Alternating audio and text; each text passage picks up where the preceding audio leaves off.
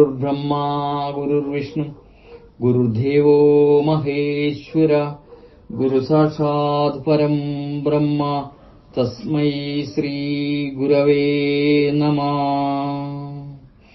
വയസ്സായിട്ടും ചാവാൻ ഇത്ര പേടിയോ? പ്രിയരെ, ഒരിക്കൽ ശിവഗിരിക്കടുത്തുള്ള ചെറുകുന്നത്ത് കുറച്ചാളുകളെ ഒരു പേപിടിച്ച നായ കടിക്കുകയുണ്ടായി. അതറിഞ്ഞ് ജനങ്ങൾ ഓടിക്കൂടി ആ നായയെ കല്ലെറിഞ്ഞും അടിച്ചും കൊന്നു. കടിയേറ്റവർ പരിഭ്രമത്തോടെ ഉടൻ തന്നെ വിഷവൈദ്യന്മാരെ കണ്ട് ചികിത്സ തേടി. എന്നാൽ അവരിൽ ഒരു വൃദ്ധയ്ക്ക് ആൾസഹായവും പണവും ഇല്ലാതിരുന്നതിനാൽ വൈദ്യന്മാരുടെ അടുത്തു പോകുവാൻ സാധിച്ചില്ല. അതിനിടയിൽ മധുരമുള്ള പഴങ്ങളും മധുര പലഹാരങ്ങളും ഒന്നും കഴിച്ചുകൂടെന്ന് ആരോ ആ വൃദ്ധയെ ധരിപ്പിക്കുകയും ചെയ്തു. അങ്ങനെ ഒരു ഗതിയും കാണാതെ വിഷമിച്ചിരിക്കുകയായിരുന്ന ആ അമ്മയോട് ശിവഗിരിയിൽ പോയി ഗുരുദേവനെ കണ്ട് പ്രാർത്ഥിച്ചാൽ രക്ഷയുണ്ടാകുമെന്ന് ഒരാൾ ഉപദേശിച്ചു.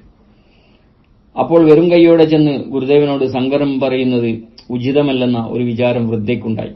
അവർ ഉടനെ അടുത്തുള്ള ഒരു കടയിൽ നിന്ന് 4-5 പഴം കടം വാങ്ങി ഒരു ഇലയിൽ പൊതിഞ്ഞ് അതുമായി അടുത്ത ദിവസം രാവിലെ തന്നെ ശിവഗിരിയിലെത്തി. ഗുരുദേവൻ ആ നേരത്ത് പർണശാലയ്ക്ക് സമീപമുള്ള സംസ്കൃത സ്കൂളിന്റെ മുറ്റത്തിരിക്കുകയായിരുന്നു. ശംഖുഭക്തനും കണ്ണപ്പസ്വാമിയും അപ്പോൾ അടുത്തു നിൽക്കുന്നുണ്ടായിരുന്നു. അവിടേക്ക് മുടന്തി വന്നു ചേർന്ന ആ വൃദ്ധ കൈയിലെ ഇലപ്പൊതി ഗുരുദേവന്റെ കാൽക്കൽ വെച്ചിട്ട് വളരെ പ്രയാസപ്പെട്ട് നമസ്കരിച്ചു. എന്നിട്ട് അല്പം മാറി നിന്ന് വലിയ സങ്കടത്തോടെ നിലവിളിക്കാൻ തുടങ്ങി. അത് കണ്ടിട്ട് ഗുരുദേവൻ കാര്യം എന്തെന്ന് അന്വേഷിച്ചു. വൃദ്ധ, ഒരു പേപ്പട്ടി ഓടിച്ചിട്ട് എന്നെ കടിച്ചു സ്വാമി. ഗുരുദേവൻ, എന്നിട്ട് വൈദ്യനെ കണ്ടില്ലേ?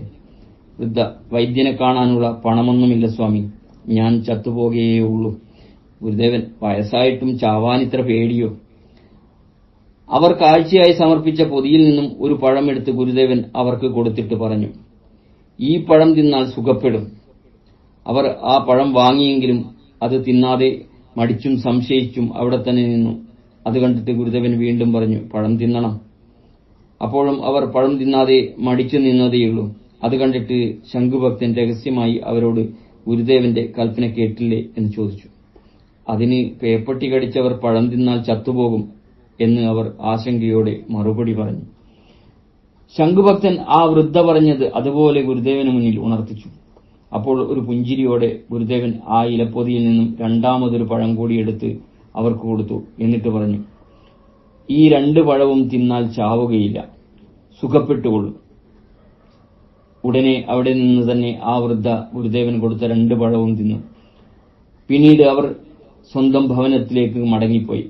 അവർക്ക് പേബാധ ഉണ്ടായതേയില്ല. ആ അമ്മ ദീർഘകാലം ആരോഗ്യത്തോടെ ജീവിച്ചിരിക്കുകയും ചെയ്തു. സ്നേഹപൂർവം, രഞ്ജൻ, കയനാടത്ത്.